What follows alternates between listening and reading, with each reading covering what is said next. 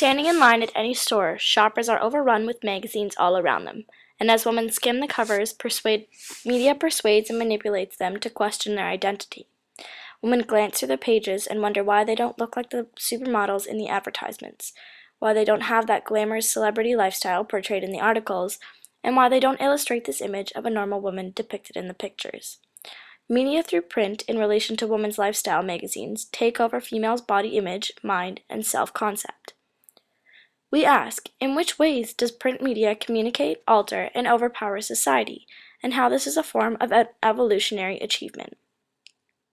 Harold Laswell once quoted, "Communication is described in terms of who says what, to whom, in what channel, and with what effect." Here we will answer these questions. Who says it, also known as control, women's lifestyle magazines, editors, writers of capitalist magazine corporations.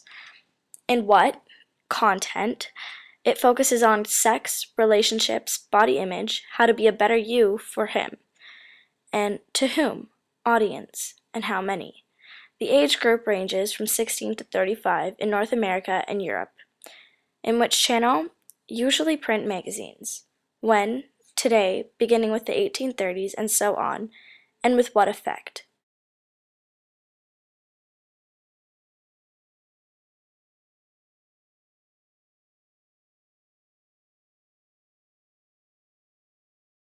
Okay, so this is Julia, and she works at this magazine store. So what is the most popular magazine in women's lifestyle? It's probably Cosmo or I guess Vogue, but yeah, most likely Cosmo. And what's the average age group of purchasers? For that one, probably like 1824 or 1825. Okay, and how many are sold a day? I don't know, we probably sell like in the 20s. I'm not here every day, but I see like I sell quite a few people per day. So, What's your favorite women's lifestyle magazine from here?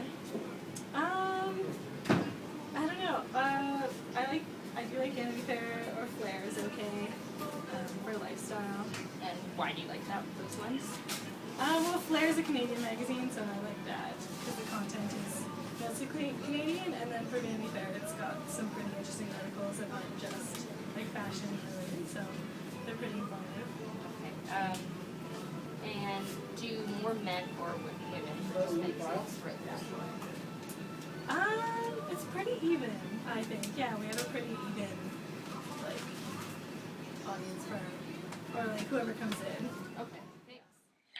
Marjorie Ferguson argues in Forever Feminine, Women's Magazines and the Cult of Femininity, that women's magazines promote a cult and that they socialize women according to certain doctrines that are in a sense oppressive.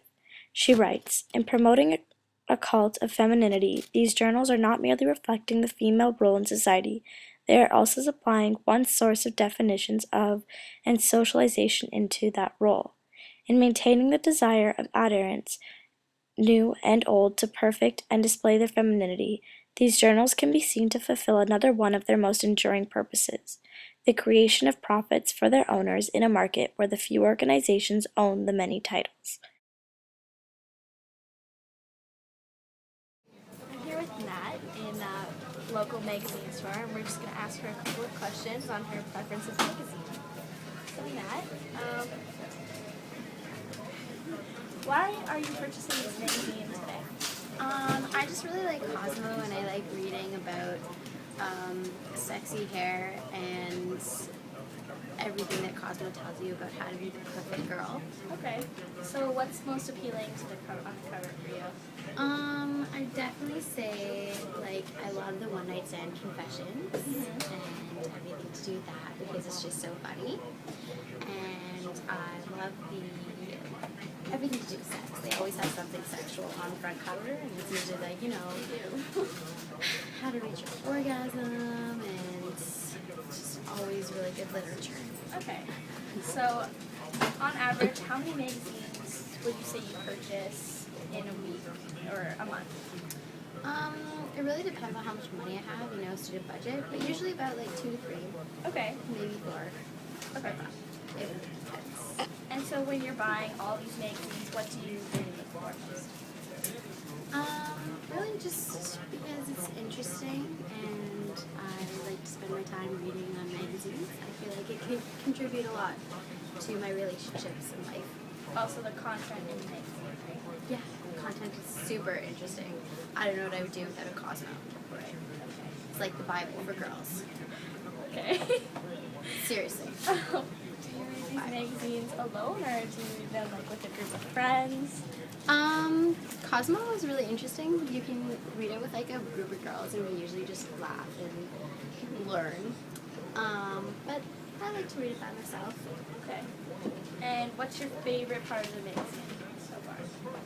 Like I said, I like the confessions because it's always really funny and it makes people be more natural. Makes me, feel like they're down to earth, and they always have really cute pictures of boys. They always have really half-naked pictures, right? During the 18th to the 19th century, print technology limited the options for cover illustrations. For this reason, magazines did not sell. In 1920, printing advancements allowed for pictures on the cover. And when World War II hit, as men disappeared to the war, they also disappeared off the cover of the magazines.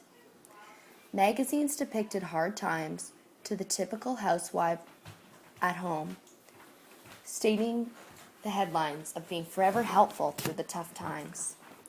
Rosie the Riveter emerged. These advancements and advertisements in print changed the social order.